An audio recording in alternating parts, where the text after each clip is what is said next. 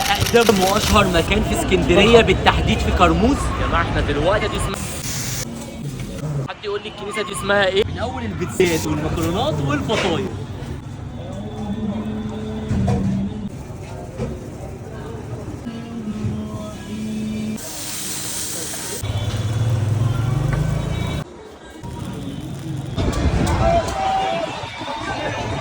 لسه برضو كل ده محدش عرف المكان فين في الكومنتات لحد دلوقتي.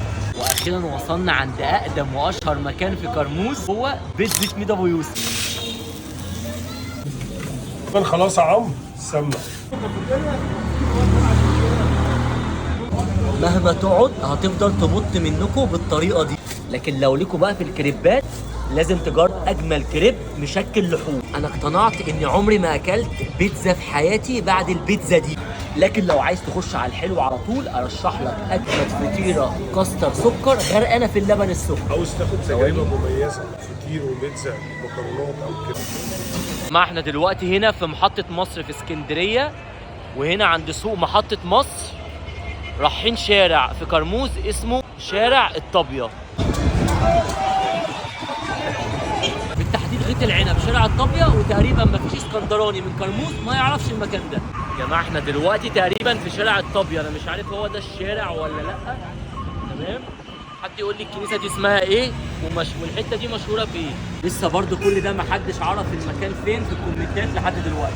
واخيرا وصلنا عند اقدم واشهر مكان في كرموز، بيتزا ميد ابو يوسف. من اول البيتزات والمكرونات والفطاير.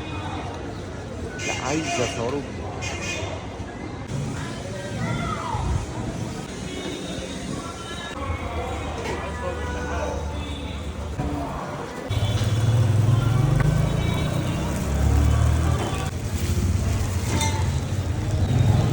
انتوا متخيلين بقى المكان ده من 1999؟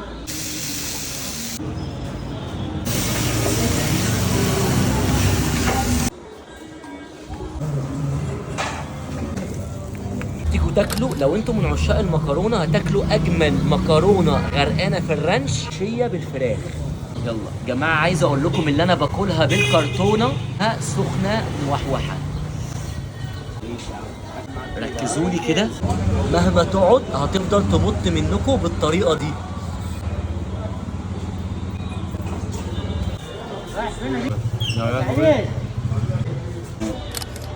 اجمد تاني حاجه عنده وهي البيتزا ستير مصدوق.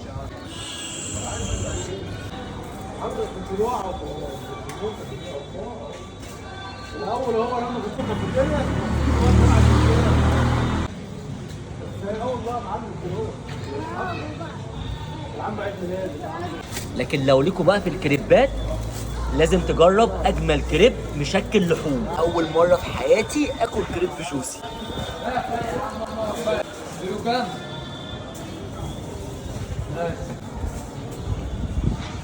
لكن لو عايز تخش على الحلو على طول ارشح لك اجمد فطيره كاستر سكر غرقانه في اللبن السخن السوداني.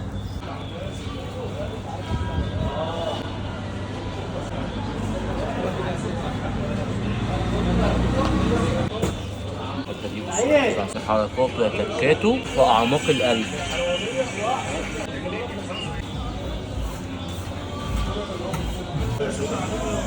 عاوز تاخد تجربه مميزه فطير وبيتزا مكرونات او كريب، اوعدك هتيجي عندنا عند عمك ميد ابو يوسف هتاخد تجربه مميزه جدا باسعار على قد ايدك، واوعدك هتمشي من عندنا مبسوط.